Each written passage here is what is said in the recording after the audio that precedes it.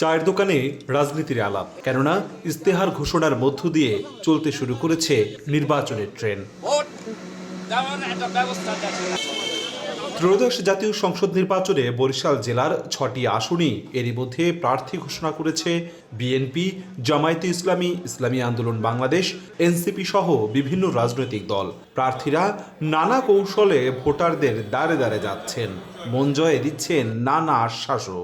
মানুষ যাতে শান্তিতে নিরাপদে ঘুমাইতে পারে, শান্তিতে চলাফেরা করতে পারে, সেটা আমরা রক্ষা করার জন্য চেষ্টা করছি। পরিবর্তিত বিশ্বে এক নতুন প্রেক্ষিত তৈরি হয়েছে। এই নতুন প্রেক্ষিতের মধ্যে কি কি সম্ভাবনা তৈরি হয়েছে দেশ, জাতি, জনগণের জন্য, তাকে খুঁজে বের করে সেই অনুযায়ী আমরা আমাদের লক্ষ্য নির্ধারণ করব। পোলার গ্যাস দিয়ে বরিশালের গ্যাস ভিত্তিক শিল্পাঞ্চল তৈরি করে কর্মসংস্থানের যে বিষয়টি, সেটিকে আমরা সর্বপ্রথম গুরুত্বের জায়গায় সবসময় রেখেছি, আন্দোলনের মধ্যেও রেখেছি এবং নির্বাচিত হলে আমাদের কর্মসূচির মধ্যেও সেটি থাকবে।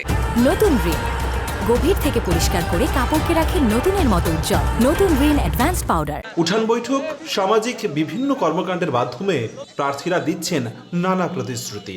দুর্নীতি মুক্ত মানুষ তারা দায়িত্ব পালন করবে, যারা দেশ গঠনের অঙ্গীকারী হবে তাদের প্রধান অঙ্গীকার। আমরা যদি ক্ষমতায় যেতে পারি, আল্লাহর রহমতে তারা যা চিন্তা করছে তার বাহিরও সফলতা ইনশাল্লাহ জনগণ পাবে। সকল স্তরের যে সমস্যাগুলোকে আমরা অ্যাকোমোডেশন করে একটা আধুনিক মেহেন্দিগঞ্জ, হিজলা এবং কাছিয়াট উপজেলা হিসেবে রূপান্তরিত করার জন্য আমি সর্বাত্মকভাবে কাজ করব। দক্ষিণের জনপদের সব জায়গায় আলোচনার কেন্দ্রবিন্দু এখন নির্বাচন। কোন দলের কে প্রার্থী, কেমন মানুষ তিনি, অতীতের রেকর্ডই বাকি, এ নিয়েই শলা পরামর্শে মত্ত ভোটাররা। স্বাস্থ্য খাত দুর্নীতিমুক্ত হোক, শিক্ষা খাতে কোনো দুর্নীতি থাকবে না, অবাধ কর্মসংস্থান থাকবে, দেশের উন্নয়নের জন্য যে সরকার আসবে এই ধরনের একটা সরকার চাই। রাস্তাঘাট, পোল ঘাট করিয়ে টরিয়ে দেয়, যেন মানুষকে যেন দমন করিয়ে দেয়, মাদক বাড়িয়ে গেছে।